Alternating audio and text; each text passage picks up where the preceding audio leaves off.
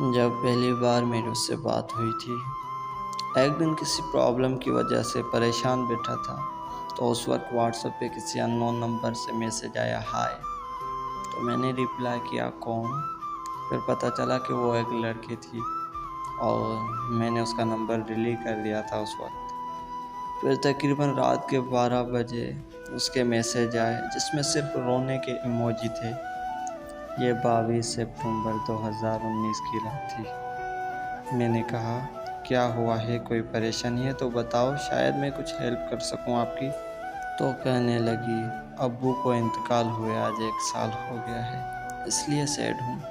بس پھر کبھی کبھی بات ہوا کرتی تھی۔ پھر ایک دن وہ مجھے کہنے لگی آپ اچھے لگتے ہو مجھ سے شادی کرو گے؟ جبکہ وہ پہلے مجھے بتا چکی تھی کہ وہ ایک امیر فیملی سے بلانگ رکھتی ہے۔ میں نے منع کر دیا کہ آپ بہت امیر ہیں اور جبکہ میں ایک مڈل کلاس گھرانے سے تعلق رکھتا ہوں اور آپ کی ذات بھی الگ ہے، آپ کے پیرنٹس نہیں مانیں گے آپ کی مجھ سے شادی کے لیے، اور ویسے بھی میں ابھی پڑھ رہا ہوں۔ لیکن وہ نہ مانی اور کہنے لگی کہ میرا دل ٹوٹ جائے گا ان کی چاہت دیکھ کر اور یہ سوچ کر کہ کوئی مجھے دیکھے بغیر اتنا چاہ سکتا ہے۔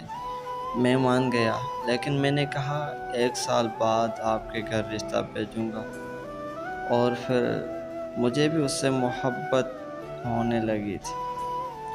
کبھی کبھی رات کو بات کرتے صبح کی آذانیں ہو جاتی تھی۔ اس نے کہا کہ میرے گھر والے آپ کو دیکھنا چاہتے ہیں، اپنی کچھ تصاویر بھیجیں۔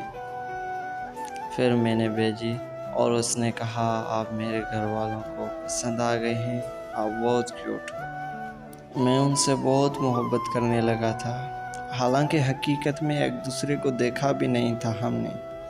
وقت گزرتا رہا اور میں نے رشتہ بھیجنے کا کہا تو کہنے لگی کہ میرے گھر والے ذات سے باہر شادی کے لیے نہیں مان رہے ہیں۔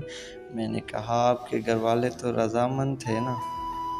اس نے کہا نہیں، میں نے ان کو یہ نہیں بتایا تھا کہ آپ کی ذات الگ ہے، لیکن میں کوشش کر رہی ہوں۔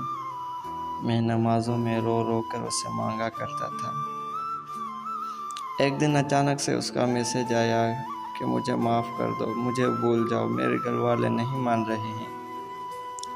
میں جس سے بات کرنے کے لیے اپنی پڑھائی بھی چھوڑ چکا تھا اور وہ یہ کہہ رہی تھی مجھے۔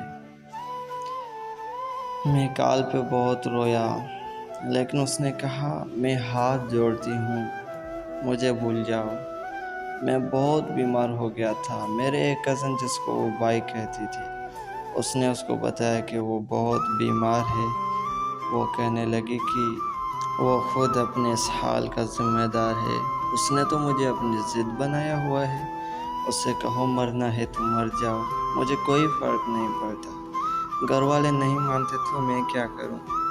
بس اس کے بعد وہ کبھی واپس نہیں آئی اور میں آج بھی اس کا انتظار کر رہا ہوں کہ شاید اس کو احساس ہو جائے، شاید وہ واپس آ جائے۔ وہ تو آگے بڑھ گئی، لیکن میں آج بھی وہی ہوں جہاں وہ مجھے چھوڑ